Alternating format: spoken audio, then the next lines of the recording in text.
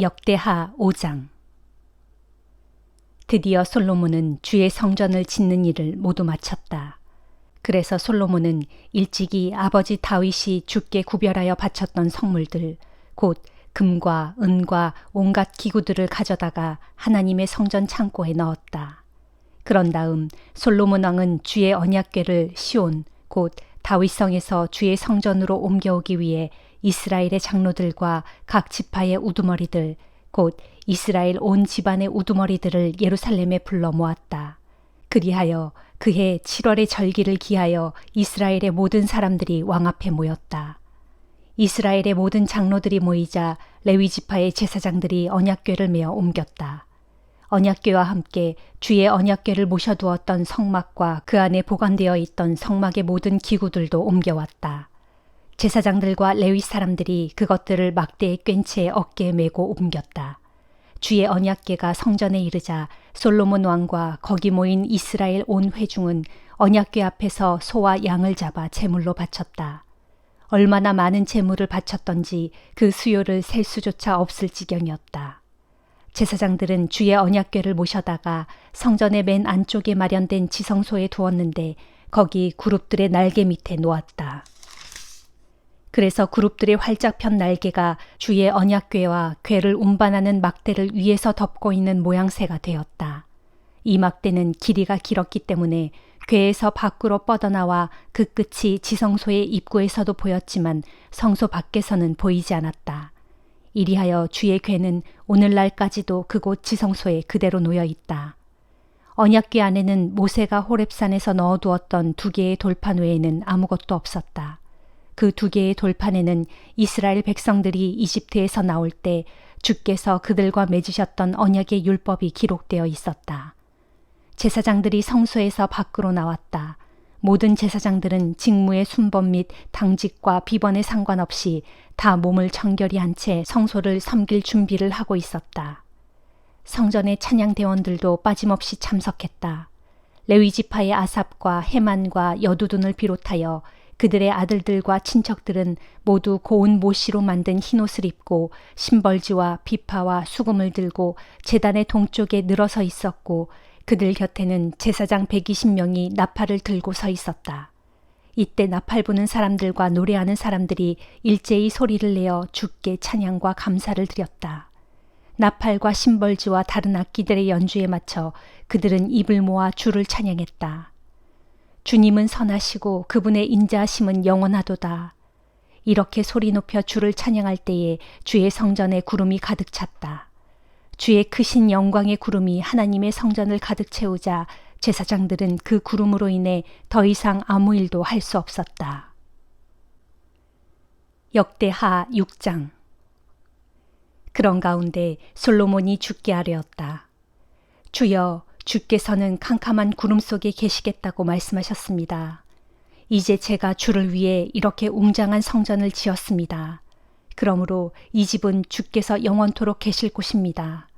그런 다음 솔로몬 왕은 온 이스라엘 백성들을 향해 돌아서서 그들을 축복했다. 이스라엘의 하나님 주를 찬양합시다. 주께서는 나의 아버지 다윗에게 약속하셨던 일을 이제 그대로 이루어 주셨습니다. 그때 주께서 말씀하시기를 내가 내 백성 이스라엘을 이집트에서 해방시켜 이 땅으로 데려온 이래로 오랜 세월이 흘렀으나 나는 나의 성전을 세우고자 이스라엘의 어느 지파 중 어떤 성읍도 택한 적이 없다. 또 나는 내 백성 이스라엘을 다스릴 통치자도 내세운 일이 없다. 그러나 이제는 내가 이스라엘 성읍들 가운데 예루살렘을 선택하여 내 이름을 둘 곳으로 정하였고 또 내 백성 이스라엘을 다스릴 통치자로 다윗을 택하였다 하였습니다. 그래서 나의 아버지 다윗은 주 이스라엘의 하나님의 이름을 모실 성전을 지을 마음을 품었습니다. 하지만 주께서 나의 아버지 다윗에게 말씀하시기를 내가 나를 위해 내 이름을 둘 집을 지으려는 마음을 품으니 매우 갸륵한 일이다. 그러나 그 집을 지을 사람은 내가 아니다. 바로 너의 몸에서 태어날 내 아들이 나를 위해 내 이름을 둘 집을 지을 것이다 하셨습니다. 이제 주께서는 이 약속을 지키셨습니다.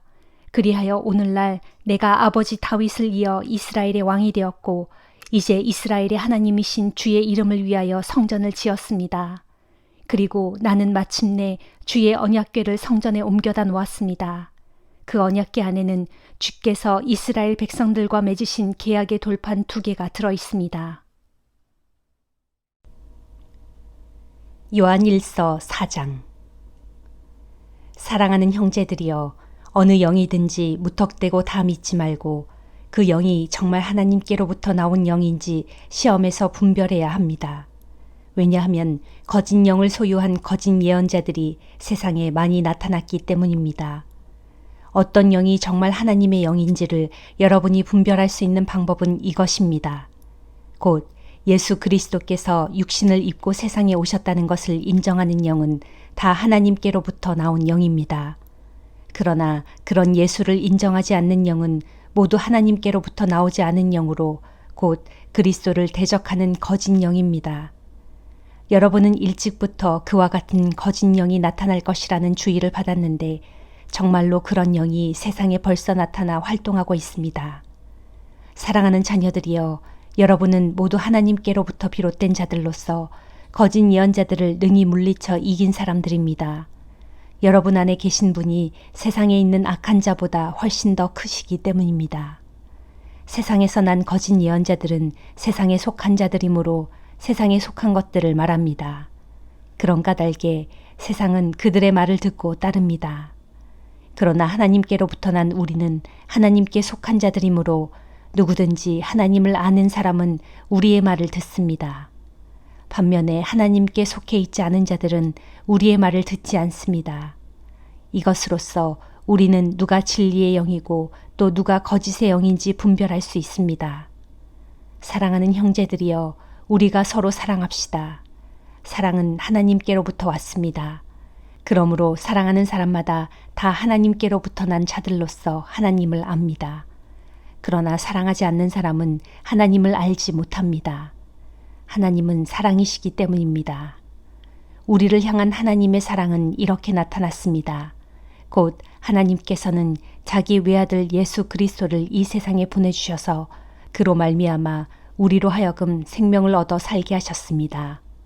사랑이 바로 여기에 있으니 곧 우리가 하나님을 사랑한 것이 아니라 하나님께서 먼저 우리를 사랑하셔서 우리의 죄를 용서해 주시기 위해 자기 아들을 화목제물로 삼아 이 세상에 보내주신 것입니다. 사랑하는 형제들이여, 하나님께서 이토록 우리를 사랑하셨으니 우리 또한 서로 사랑해야 마땅합니다. 지금까지 하나님을 뵌 사람은 아무도 없습니다. 그러나 우리가 서로 사랑하면 하나님께서 우리 안에 계시고 또한 그분의 사랑이 우리 안에서 완성됩니다.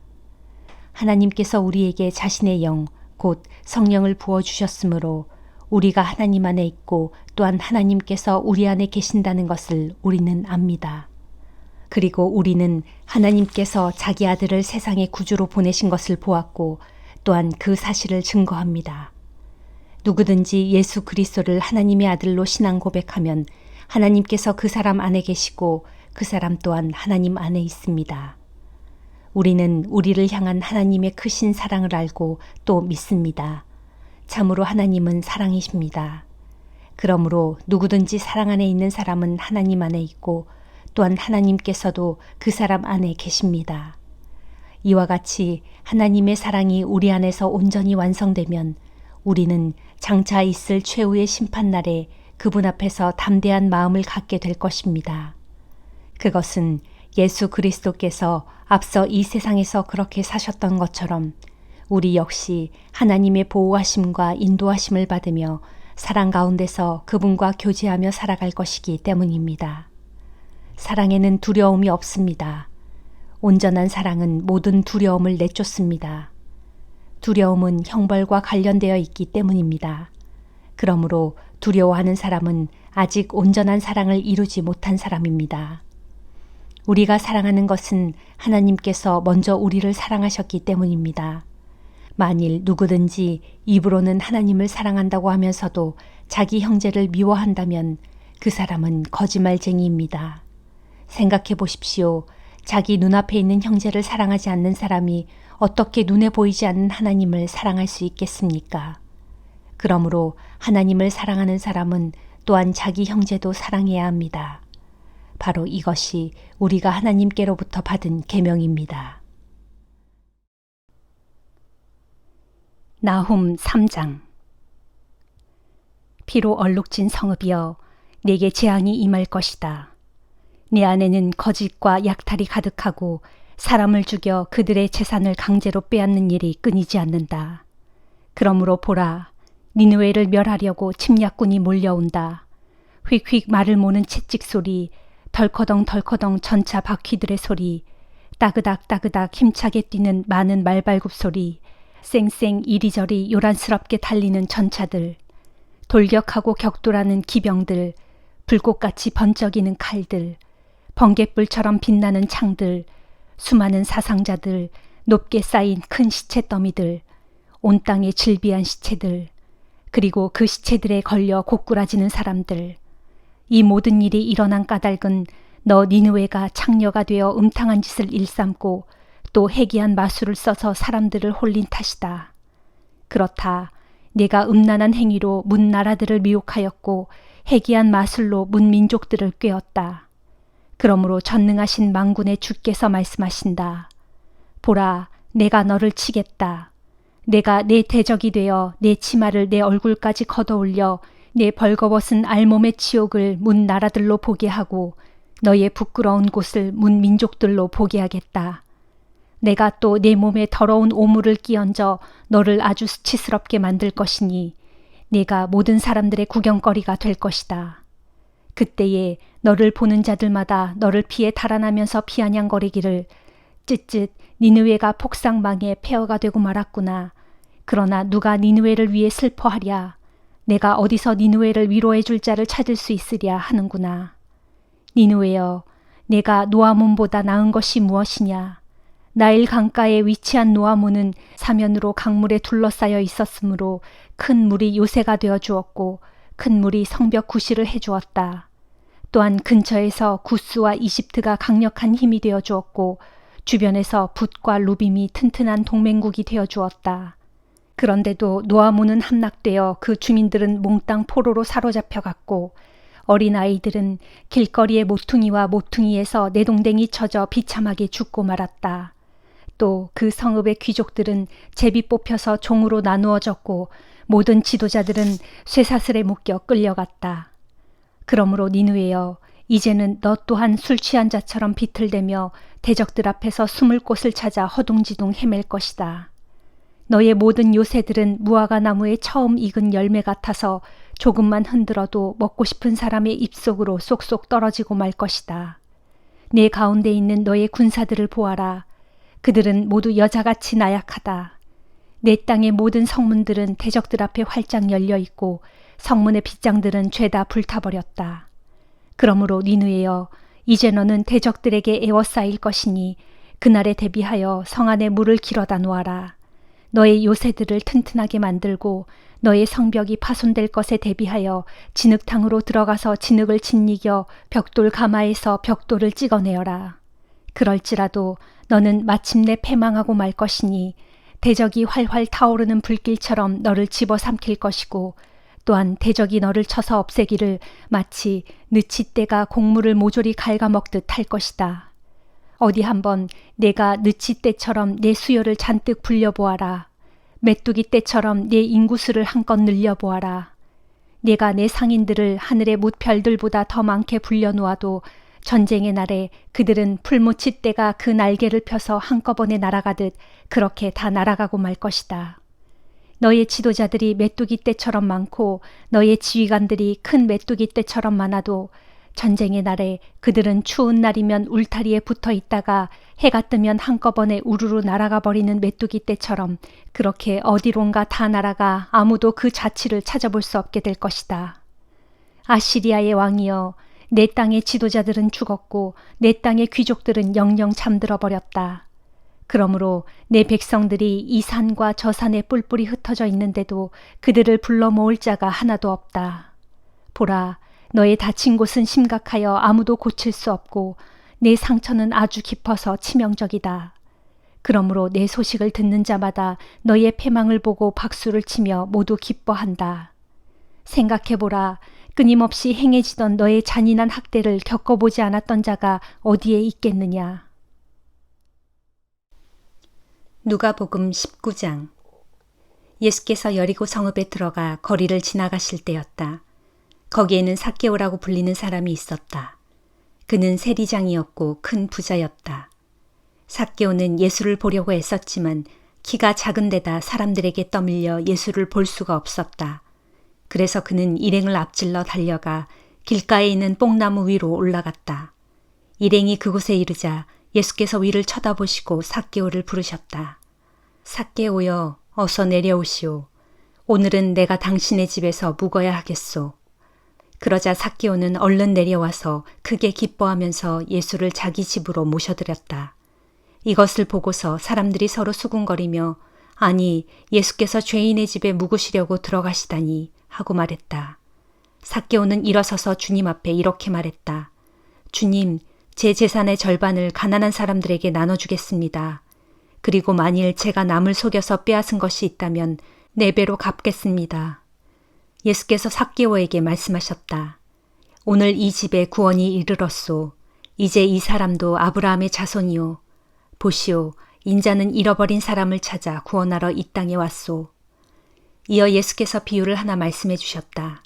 이 비유를 말씀하신 것은 예수께서 예루살렘 가까이에 오셨으므로 사람들이 이제 곧 하나님의 나라가 임할 것으로 생각하고 있었기 때문이었다. 예수께서 말씀하셨다. 귀족 출신인 어떤 사람이 왕위를 받아오려고 먼 나라로 떠나게 되었소. 길을 떠나기 직전 그 귀족은 10명의 종을 불러 모은 후 그들 각자에게 한 문화씩을 주면서 말하기를 내가 돌아올 때까지 이것으로 장사를 하여라 하였소. 그러나 그 귀족의 일부 백성들은 그를 미워한 나머지 그 나라로 사절단을 보내어 우리는 이 사람이 우리의 왕이 되는 것을 원하지 않습니다 하고 전하게 했소. 하지만 그 귀족은 결국 왕위를 받아가지고 자기 나라로 돌아왔소. 그리고 그는 사람을 시켜 자기가 돈을 맡긴 종들을 불러오게 했소. 그들 각자가 얼마나 벌었는지 셈해 보기 위해서였소. 첫 번째 종이 와서 말했소. 주인님, 저는 주인님이 맡기신 한 문화로 10문화를 벌었습니다. 주인이 말했소. 참 잘했다, 착한 종아. 내가 작은 일에 충실하였으니 내게 10고을을 다스릴 권한을 주겠다. 두 번째 종이 와서 말했소. 주인님, 저는 주인님이 맡기신 한 문화로 5문화를 벌었습니다. 주인이 말했소. 너도 잘했구나. 너에게는 5고을을 다스릴 권한을 주겠다. 세 번째 종이 와서 말했소. 주인님, 여기 주인님이 제게 맡기신 한 문화가 있습니다. 저는 이 돈을 보자기에 잘 쌓아두었습니다. 사실 주인님은 지독하신 분이라서 맡기지도 않은 것을 빼앗아 가시고 심지도 않은 것을 거두어 들이시는 분이 아닙니까?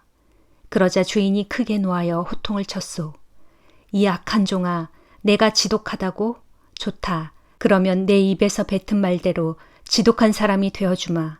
그러니까 너는 나를 맡기지도 않은 것을 빼앗아가고 심지도 않은 것을 거두어들이는 사람으로 알았다는 것이 아니냐. 그렇다면 내가 왜 그 돈을 은행에 맡기지 않았느냐. 그랬더라면 최소한 이자라도 받을 수 있었지 않았겠느냐. 그러고서 주인은 옆에 있는 사람들에게 명령했소. 여봐라, 이 악한 종에게서 한 문화를 빼앗아 10문화를 가진 사람에게 주도록 하라. 그때 그들이 주인에게 말하기를 하지만 주인님, 그 사람은 이미 10문화를 가졌는데요 하자 주인이 대답했소. 내가 너희에게 분명히 말한다. 가진 사람에게는 더 많이 주어질 것이요. 갖지 못한 사람은 가진 것마저도 빼앗길 것이다. 그런 후에 주인은 명령하기를 그리고 내가 자기들의 왕이 되기를 원치 않았던 나의 원수들을 이리로 끌어다가 내 앞에서 모두 처형하도록 하라 하였소. 이 말씀을 하신 후 예수께서는 예루살렘을 향해 제자들보다 앞서 걸어가셨다. 올리브산의 기슭에 있는 벳바게와 베다니에 이르자 예수께서 2사람의 제자를 먼저 보내시며 그들에게 말씀하셨다. 눈앞에 보이는 저 마을로 들어가면 아직 아무도 탄 적이 없는 어린 나귀 한 마리가 길가에 매여 있을 테니 너희는 고삐를 풀어서 그 어린 나귀를 이리로 끌고 오너라. 혹시라도 누가 나귀 고삐를 왜 푸는 것이요 하고 묻거든 주님께서 잠시 쓰시겠답니다 하고 대답하여라. 제자들이 마을에 들어가서 보니 과연 예수께서 말씀하신 대로 어린 나귀가 한 마리 매어 있었다. 그래서 고삐를 풀고 있는데 주인이 와서 물었다. 왜 우리 나귀를 풀고 있는 거요? 제자들이 대답했다. 주님께서 잠시 쓰시겠답니다. 그러고서 제자들은 어린 나귀를 예수께로 끌고 와서 자기들의 겉옷을 나귀 등에 얹은 다음 예수를 그 위에 타시게 했다. 예수께서 나귀를 타고 길을 가시자 사람들이 서로 자기들의 겉옷을 길 위에 폈다. 예수께서 올리브산의 내리막길에 이르렀을 때 지금껏 예수께서 행하신 여러 기적들을 목격해온 수많은 제자들이 크게 기뻐하며 큰 소리로 하나님을 찬양했다. 복되도다 주님의 이름으로 오시는 왕이시여 지극히 높은 곳에는 영광. 그런데 이런 광경을 보고 무리 가운데 섞여 있던 몇몇 바리새파 사람들이 투덜대며 예수께 말했다. 선생님, 당신들의 제자들을 꾸짖어 잠잠케 하십시오. 그러나 예수께서 그들에게 말씀하셨다. 만일 저들이 잠잠하면 길가의 돌들이 소리칠 것이요. 행렬이 예루살렘 가까이에 이르렀을 때 예수께서 예루살렘 도성을 바라보며 우셨다. 그리고 예루살렘을 향해 이렇게 말씀하셨다. 오늘 너도 내게 평화를 가져다 주는 일이 무엇인지 알았더라면 얼마나 좋았을까. 하지만 지금 내 눈에는 그 일이 감추어져 있어 보지 못하는구나. 장차 심판의 날이 내게 닥칠 터인데 그때 내 원수들이 진을 치고 너를 사방에서 조여들면서 너와 내 자녀들을 멸망시킬 것이다. 그때 내 원수들은 너를 철저히 파괴하여 돌 하나도 다른 돌 위에 얹혀 있지 못하게 할 것이다. 그것은 하나님께서 너를 찾아오신 때를 내가 알아차리지 못했기 때문이다. 예루살렘에 입성하신 예수께서는 성전에 들어가셨다. 그리고 거기에서 장사하는 사람들을 쫓아내시며 그들에게 말씀하셨다. 성경에 기록하기를 내 집은 기도하는 집이다 하였건만 지금 당신들은 내 집을 강도의 소굴로 만들어버렸소. 그런 후 예수께서는 날마다 성전에서 가르치셨다. 대제사장들과 율법 교사들과 백성의 지도자들은 머리를 맞대고 예수를 죽일 궁리를 하고 있었다. 하지만 사람들이 모두 예수의 말씀을 열심히 듣고 있었으므로 어찌해야 좋을지 방도를 찾지 못하고 있었다. 아멘.